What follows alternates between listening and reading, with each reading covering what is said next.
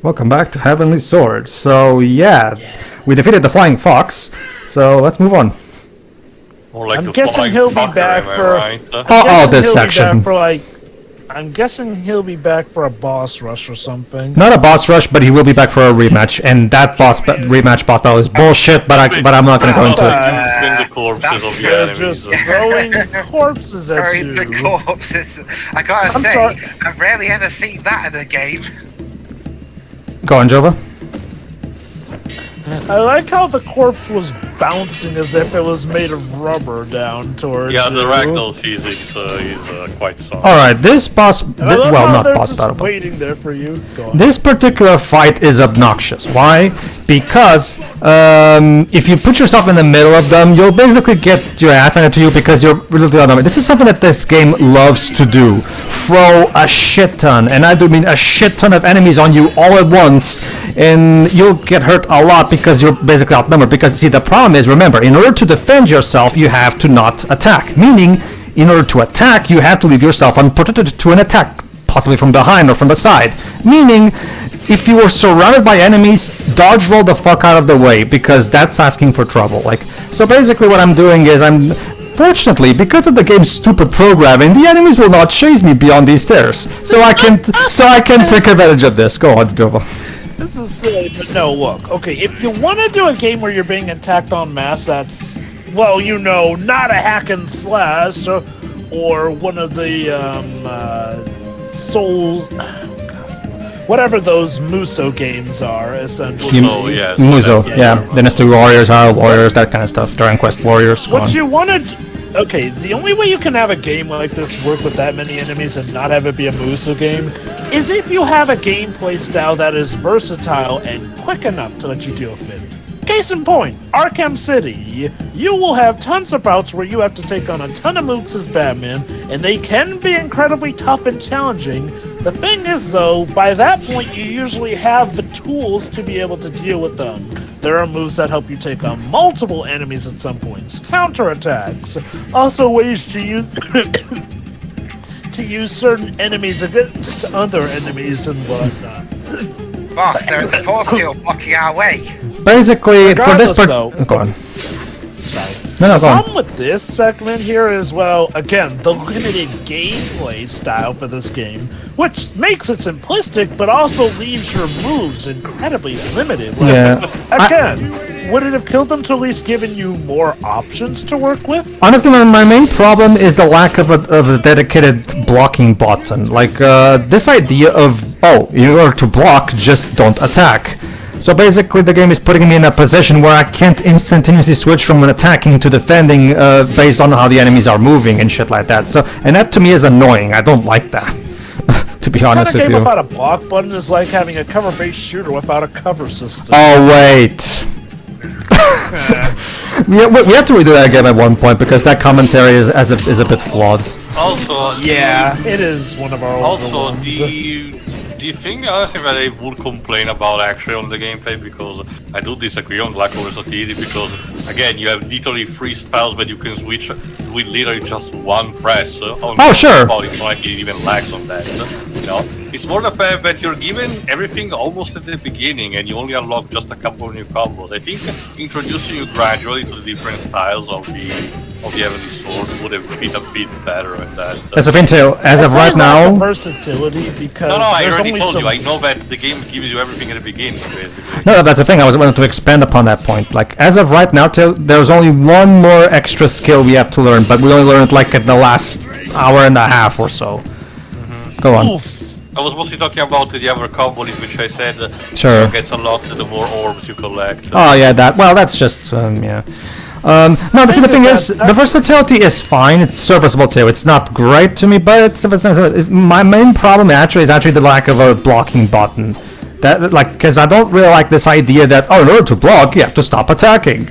Usually, well, remember, Metal Gear Rising does that in order to compensate. Usually, it's a bit more general on the dodge maneuver or the timing of the pairing, while this instead operates on old school beat 'em up, in this case Golden Axe, meaning that the enemies are more ruthless and you are a bit more, unprepared.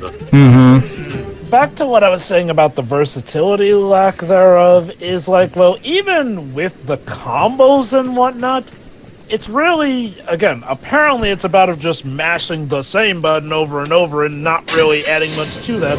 And that also doesn't really fix, again, for more issues. Like, yes, it's a new combo, that's neat. However, what would be better is a new combo that helps you deal with a different sort of type of enemy here and there. See, the thing, it's the same problem. Sorry. Oh, we added on more moves. It's a similar problem that I have with the combat with the Werehog in Sonic Unleashed. Yes, you can unlock more combos and do various combos to do different things. The problem is,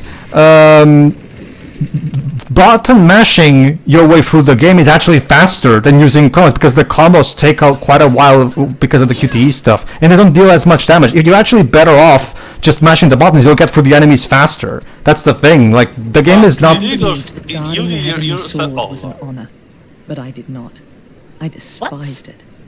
I'm sorry, the prologue kind of suggested that they were aware of the problems with wielding the sword, so... Not sent from okay, a bit of disconnect there. No, it's more the fact that they, believe in the nobility of the sacrifice, but instead Nariko is not, enjoying it in the slightest, due to both the circumstances and what the story is actually doing to her.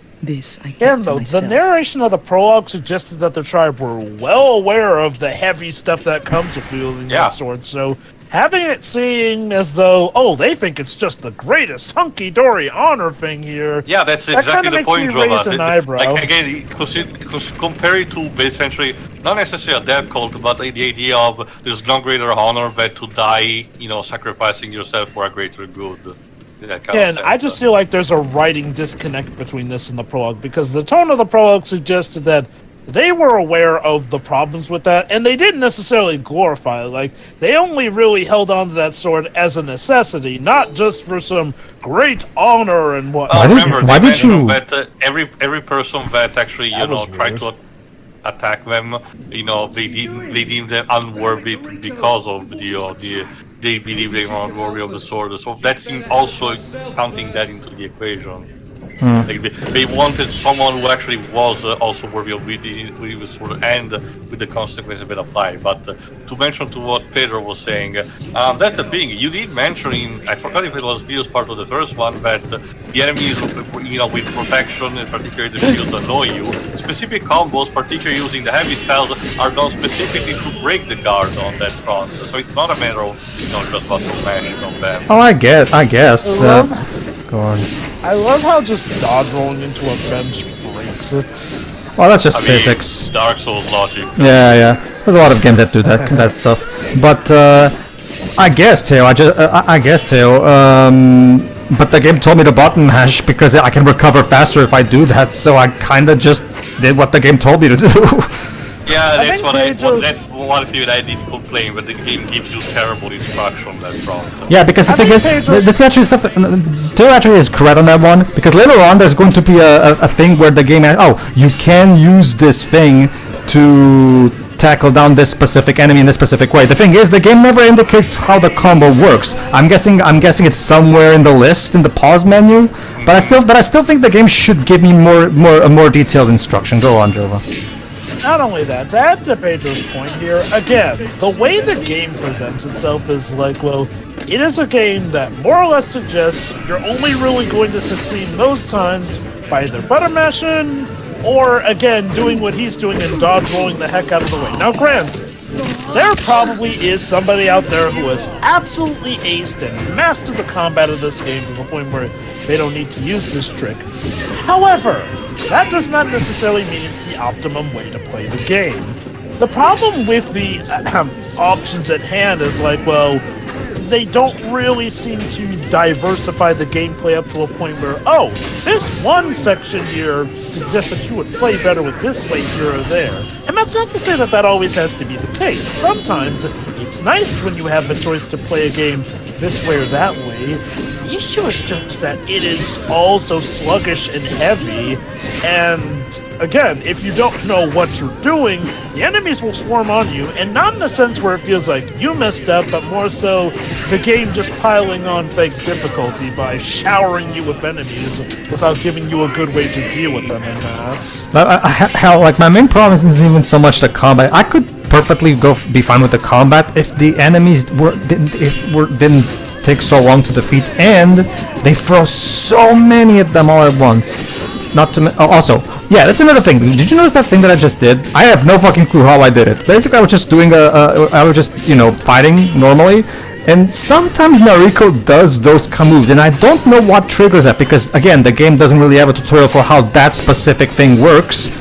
So I don't know. I pressed the two buttons at the same time. Did I? That's the thing, Tail. I don't know.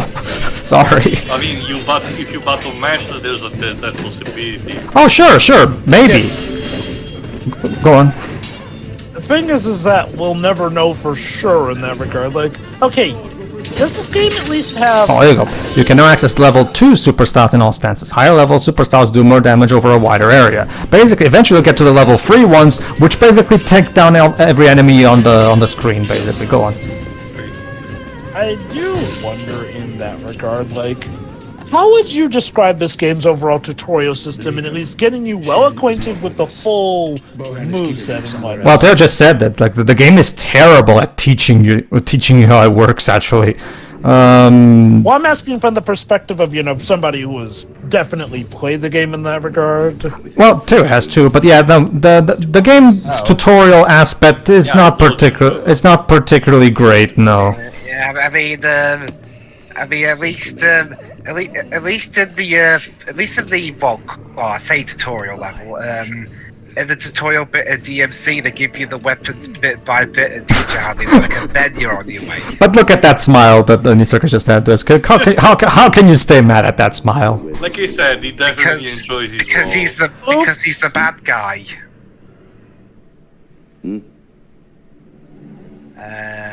Fuck. Fine. General Flying Fox, I would choose to believe that the reason you let it slip through your hands is some elaborate attempt at humoring me, and not because you are an incompetent fool. I am. Are you sure about? Are you sure about that? It's a matter of opinions. Of course, being She does the snake speak. That's just like your opinion, man. Like a rotting octopus crawling. What the hell are these people talking about? He's insulting the other general. This is literally just a petty fight between overgrown children. Excuse me! He starts to be joking. Of course, the big one's dumb. Am I supposed to take this seriously? Yeah, no, this is a weird shift in tone, I'm not gonna lie. There are those who wish to expunge me. What? It's just a living Looney Tune. Yeah, yeah. The flying fox is basically. Even then, the circus has to lampshade that. It's like he's like Ganon from the Zelda from the Captain N cartoon. Hold on, we're gonna dance together for a sec.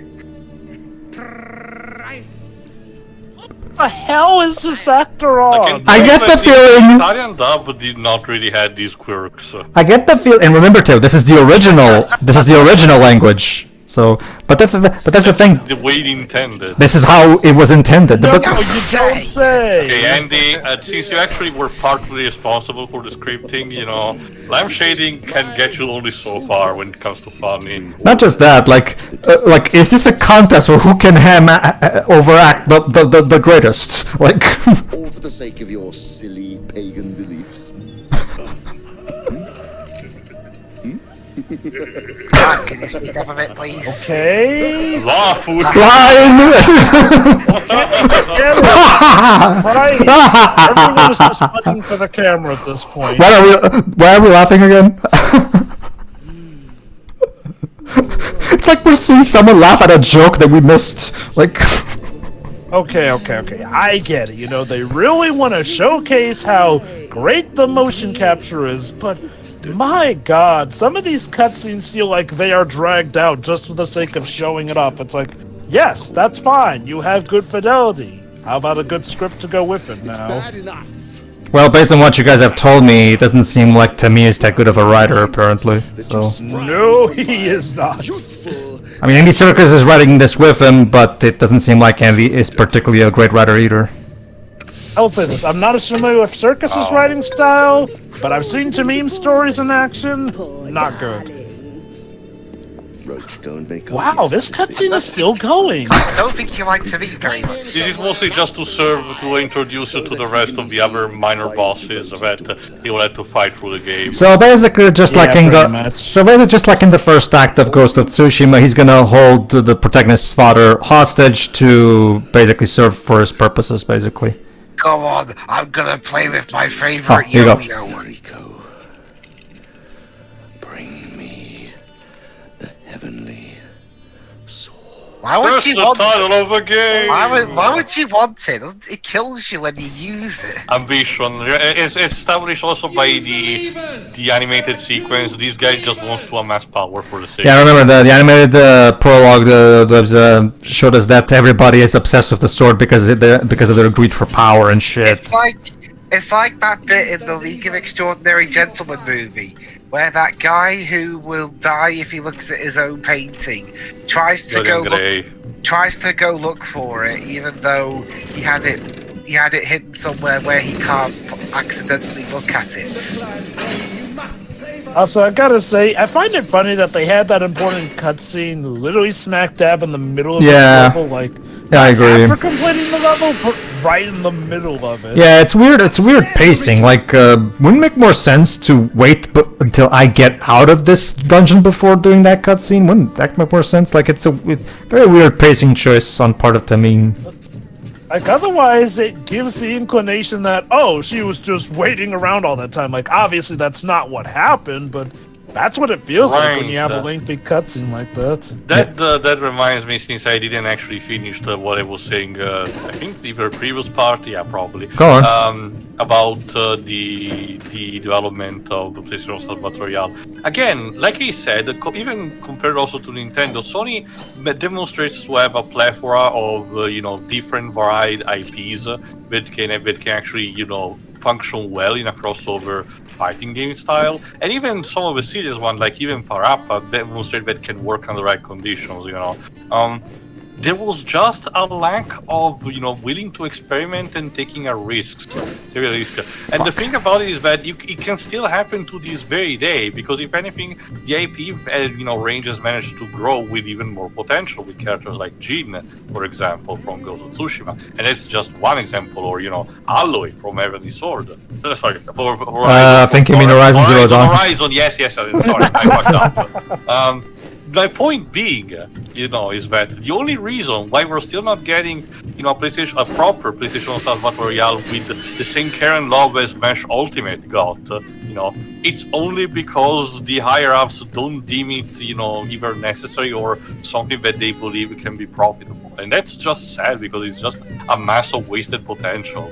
I was just one looking at issue I do have sometimes with Sony is like, well, sometimes they are not willing to take risks. The thing is that they are inconsistent about what they're willing to take risks on. Like, obviously there are some things that they do favor enough, but other things, nope, which is really a shame in that regard.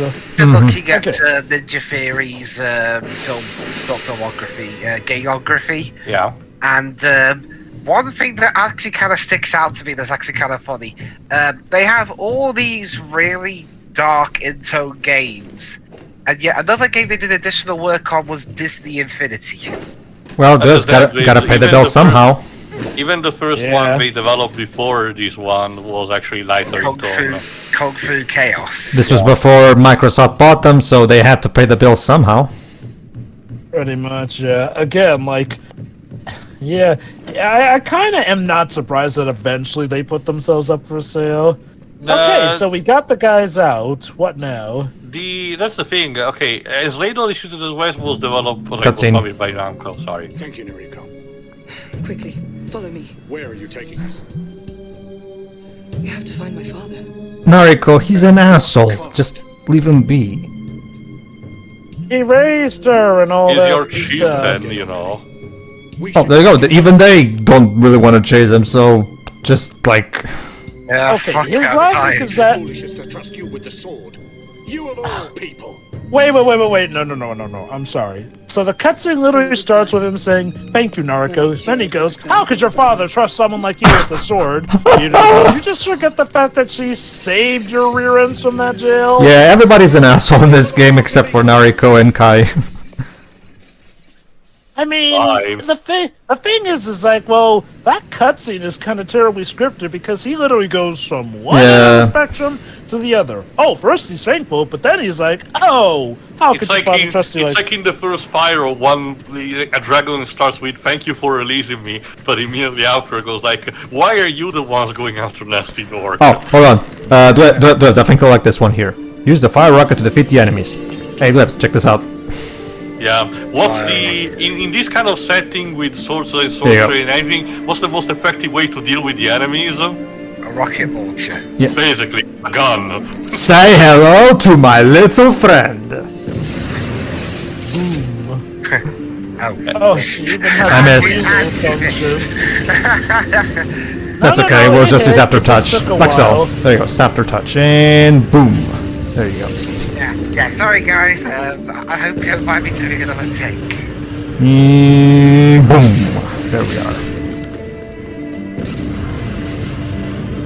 Shall we move out of the way? Oh shit! You know, I can't help but laugh at them playing this calm music while an action scene like this is going on.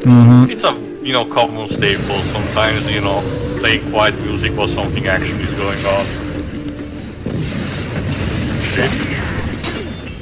Yeah, the thing is about I can only drop the gun if I get hit, so it's a bit. So the design philosophy. The composer of this game is a guy named Nitin Sawhney. Yeah, I mentioned him. He mostly did only TV and movie stuff. The only video game wise, he did only this and Enslaved, the game after he did. More recently, he did the Mowgli Legend of the Jungle film that Andy Serkis directed. Yeah, there you go. On Netflix. So probably it was Andy Serkis who got him involved in the project. Wasn't that originally supposed to be Warner Brothers' Jungle Book movie? Yeah, it was, but for one reason or another, they Jesus decided Christ. they had to pay for it and sold it off to Netflix. Notice how just now I did a level 2 super style attack that defeated a lot of enemies at the same time, and yet there's still so many. They throw so many enemies at you at the time just to make sure to pad out the game's length. Because I can assure you, if the game didn't have as much enemies as it does, it would be over in like 3 hours probably, because you can tell that the developers are desperate to try to stretch out the playtime as much as possible with the limited resources they have. As for as I think, I'm not sure if today was asking how well the film did. There's no box office. It did get a limited release in theaters. It got mixed reviews from critics who had good things to say about the direction and the visual effects and the cast, but criticised the film's uneven tone and compared it unfavourably to the Disney movie. Having seen both movies, I wonder what they were smoking, but well, there you are. Well, granted, I like the Jungle Book movie from Disney. I haven't seen this one yet. That said, I kind of find it ironic, though, that if they were doing this to avoid having to compete with the Disney film, well, tough nuts, people still compared it to the Disney film. Because I remember when those two were supposed to come out the same year. Just lock the door in front. Okay. Time for more QTs. Hooray. Like it's like there'd be carnage. It's like Brando said in his 13.2 review. This was really a trend back in this gen.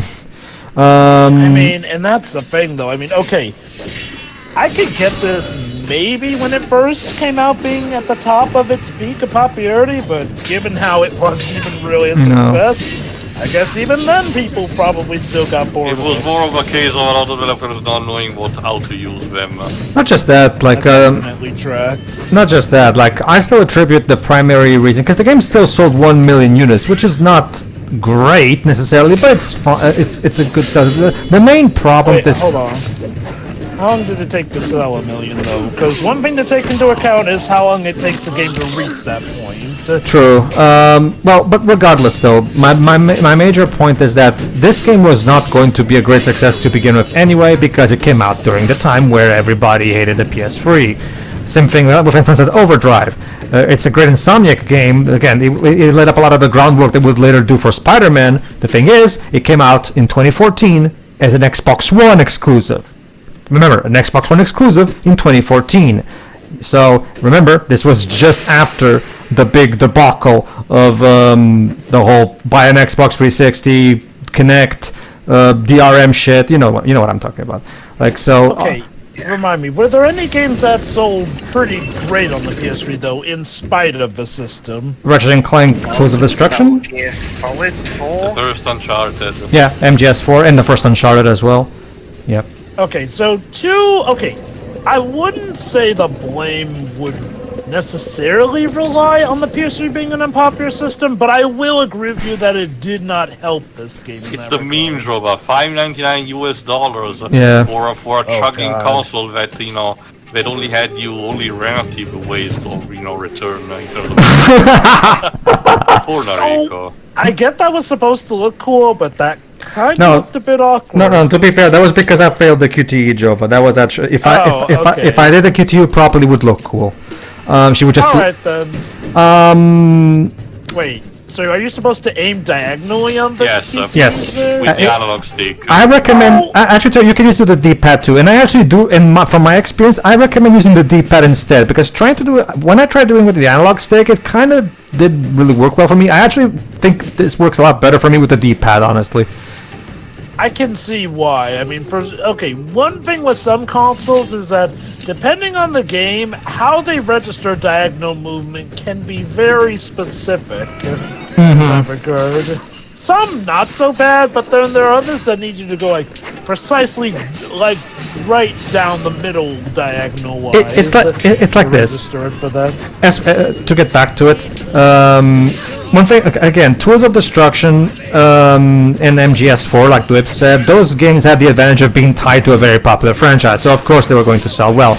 And Uncharted, despite being a new IP, wasn't the new IP by Naughty Dog, who at the time, of course, were incredibly popular because of Crash Bandicoot and Jak and Daxter. So those games also were relatively guaranteed hits.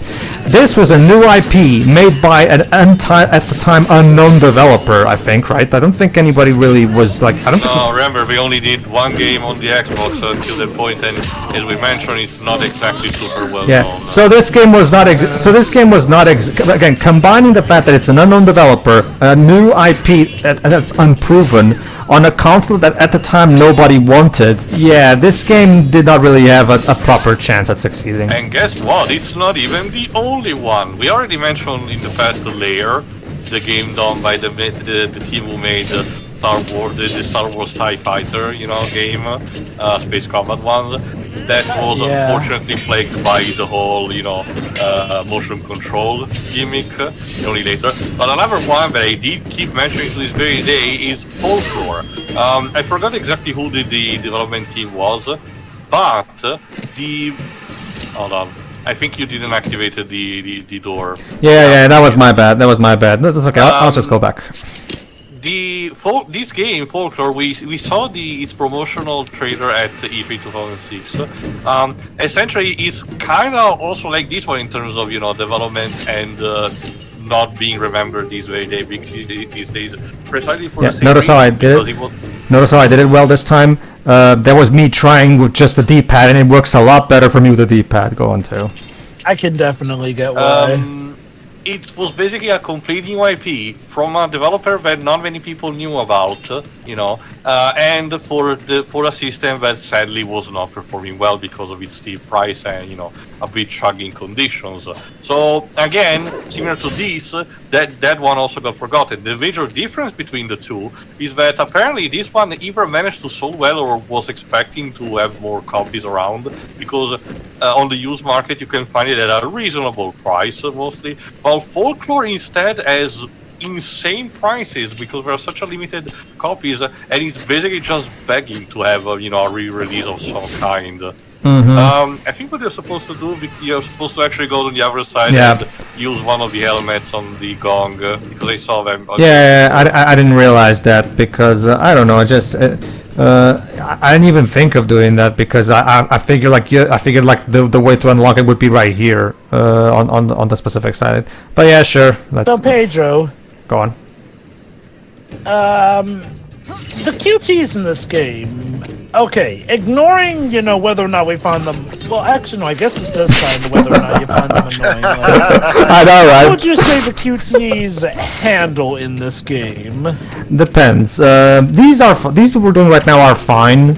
My main concern is some of the QTEs in the boss battles where sometimes, like me and Terry already mentioned this, sometimes they'll ask you to press a button and they only give you like only a fraction of a second to react in time. Mind you, Jova, like I said at the beginning, I still think they're at least a bit more generous than the one in the first Bayonetta. Take that for what you want. Yeah. Alright, I'm trying to see. Yeah, but for some reason I didn't catch I'm still not catching the fact that the game always wants you to use aftertouch. So just bear with it for a moment. I was trying to see if I could. There you go. This is aftertouch, but in case I haven't explained the name of it yet. There you go. I don't know. I feel like it would have been faster if you just allowed me to do some kind of puzzle on the same platform, just to not force the player to go back to this platform again. I never get tired of seeing that. It's also more of a case of if they put it there must be a reason. No, I get that. It's that I feel like I don't know. Again, it feels like a bit more. Again, the developers trying to stretch the playtime as much as they can. I was actually gonna think it's their way of showing off all the spectacle that this game has. That too, remember, being an early title for the PS3, it also, again, need to showcase what the console is capable from, and it's also why the fact that you had all the enemies at the same time. They just wanted to showcase the capacity. Again, spoilers, it's still kind of, like I said, the original release, it's kind of a mess in terms of performance because of that. I think for a basic rule of thumb, here's how I feel about tech demos. If it's like a completely free tech demo, then by all means, go all out with the spectacle and whatnot. But if this is still a very well paid and big product and whatnot, then your tech demo needs to have a substance to go with that style, because that's what this game feels like, more so style over substance. It has cool animations, and it does definitely have fidelity for the cutscenes, yes, but in both the story and gameplay, it feels so thin and stretched. I feel like Astro's Playroom is definitely a great example of how you can have a tech demo. Okay, it has been a while, so pardon me for being forgotten, but I legitimately forgot. Did this game got referenced in Astro's Playroom? That's a good question. I don't recall there being any references to this game. Granted, this did get on PlayStation's Battlestar Royale, but was this seen as like a big PlayStation exclusive? Yes, actually. Yes, like you said, it's a Sony IP, Jova. Again, like I said, when Nariko actually was properly presented for PlayStation Battle Royale, people actually were, responded positively to it for a different number of reasons. It helped diversify a bit the cast. It was very remembering a game that was left a bit in obscurity and stuff, rather than chasing a popular trend. It was a combination of things. I can definitely appreciate Nariko as a character. I don't really care for the game, but I'll admit, Nariko does seem like she has good character design, a fine enough character motivation. Okay, let's assume she's just a very noble soul and that's why she wants to rescue her dad. Fine. I've heard of worse reasons for a game plot to occur. Again, the fact, though, that this game was stressing how big it was gonna be kind of does shoot a bit of a hole in that, but regardless, though, I'm willing to say that Nariko is fine as our leading lady here and there. Oh no, I have no problem with Mind you, Nariko. Yeah. Yeah. I mean, like, this game has loads of problems. I would not say Nariko is one of them. No. The only characters that are remotely fine are Nariko and Kai, and we'll get my favorite part of the game is actually the Kai section, because I actually really enjoy that one. But to answer Teo's question, I just checked the list. Teo, no, there is no Heavenly Sword Easter egg in Master's Playroom. There's even someone here on the article saying, I'm a little disappointed that Primal and Heavenly Sword didn't get Easter eggs. This one right here. So alas, there is no. Well, to be fair, I guess maybe they couldn't think of a good way to put it, or they had other games that they wanted to prioritize over. Like the David Cage trilogy. I guess. Well, okay. For as much as we don't like those games, too, the truth of the matter is that they're more well known and influential. For as much as we don't like, the truth of the matter is that they are technically more popular games. Sorry. All right. See you, everybody. Granted, for a multitude of reasons. Okay.